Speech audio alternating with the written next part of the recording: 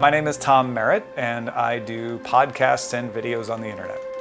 I do many different shows. The main one is Daily Tech News Show, which is a daily show about tech news. Verizon announced more cities will test its pre-commercial 5G wireless service in the U.S. By mid-year, customers in Ann Arbor, Atlanta, Bernardsville, Brockton, Dallas, Denver, Houston, Miami, Sacramento, Seattle, and Washington. When I was growing up, if I wanted to become a broadcaster, I had to go to college, get a journalism degree, hopefully catch on at a television station or a radio station, somewhere in a small market, pay my dues, starve, work my way up, maybe have talent, have a lucky break, get to a really expensive organization that would allow me to reach a significant audience. And even in college, that was still feeling like the way things were going. All three use the Zen core, have 8 cores, and 16 megabytes of level 3 cache.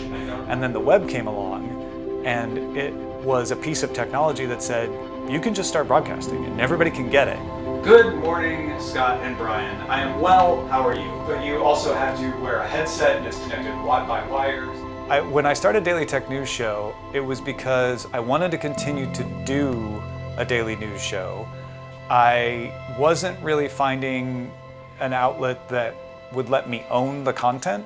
And because we were using Patreon on Cord Killers, I decided halfway through the month of January, well, let me try this. Let me see if Patreon can fund it. I had no idea if I was gonna make it.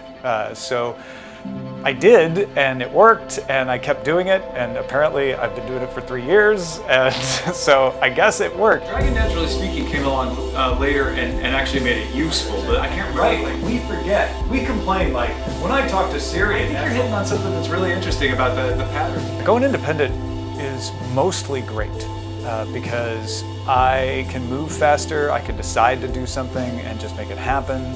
It freed me up from having to satisfy another master. When you're doing a show, you always want to satisfy the audience.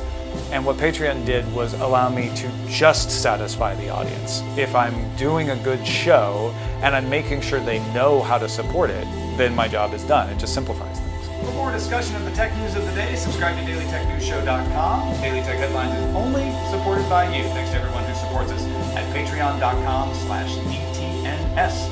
Talk to you next time.